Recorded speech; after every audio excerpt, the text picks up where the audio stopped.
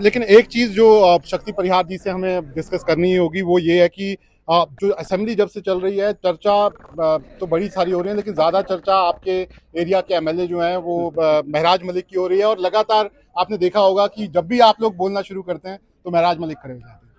देखिए, उनका क्या रोल है वो अपना रोल निभाएं, हमारा क्या रोल है हमको वो बात करनी है। लोगों ने चुनकर भेजा है। हम चाहते हैं कि लोगों के जेन्युइन इश्यूज जो हैं इस हाउस में रखे जाएं ताकि उसका कोई असर होता है। यहाँ ऑफिसर लोग बैठे हैं, सरकार जवाब दे उसके लिए है, ताकि इमीडिएट हम कोई कंट्रोवर्शियल कोई ऐसी बात करें और टीआरपी जुटाने के चक्कर में रहेंगे, वो हमारा मकसद नहीं है। कुछ लोगों का हो सकता है, कुछ लेकिन लोगों मैं को देख रहा था कल जिस तरीके से महराज मलिक दोबारा बोलने लगे, बीजेपी के विधायक कोशिश तो कर रहे हैं, लेकिन आपको लगता है कई बार संयम खो देते हैं जिस तरह की वो बात कर रहे हैं। कल तो सभी लोग चले गए थे, उनको बहुत ज्यादा ऐसा लग रहा था गुस्सा चढ़ गया। आपसे पहले भी यहाँ बहुत सारे जर्नलिस्ट इस बात को पूछ रहे थे। हाँ। मैंने कहा, जब पिछली बार हम यहाँ इस हाउस में थे तो हमारे एक एमएलए तब उस वक्त होते थे, इंजीनियर रशीद साहब होते थे। वो हमेशा वेल में ज़्यादा दिखते थे, शोर शराबा में दिखते हैं। तो मैंने कहा आज उनका एड्रेस पता कर लें ज़रा, कहाँ पे हैं, उनका कोई पता अगर लगे तो हमें भी ज़रूर बता दीजिएगा। ये ज़्यादा लंबी देर नहीं चलता, कंट्रोवर्शियल इशू ज़्यादा देर नहीं चलते। आपको हम खासकर किसी धर्म को, जाति विशेष को टारगेट अगर हम करें, वो इशू ज्यादा नहीं चलते हैं। वो समाज को बांटने का काम है।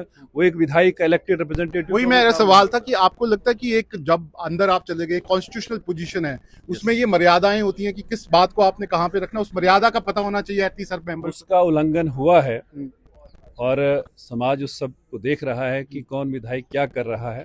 टीआरपी टाइमली थोड़ी बढ़ जाएगी, लेकिन वक्त आने पे लोग चाहते हैं कि हमें बिजली मिले, हमें पानी मिले, हमें सड़क हो, स्कूल हो, हमें यहाँ रोजगार मिले। वो उस पर चर्चा, उस पर डिबेट हो तो ज़्यादा बेहतर होगा।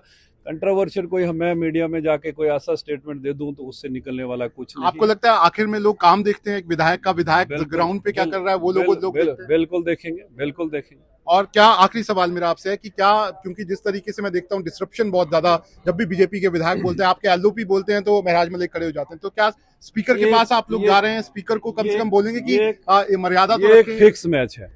ये फिक्स मैच है। सरकार को बोलने का कुछ नहीं है। उनके जो वादे, जो कमिटमेंट लोगों के प्रति थे, जब उनको पूछा जाता है तो वो कहीं न कहीं पूछना बीजेपी वालों ने है ना।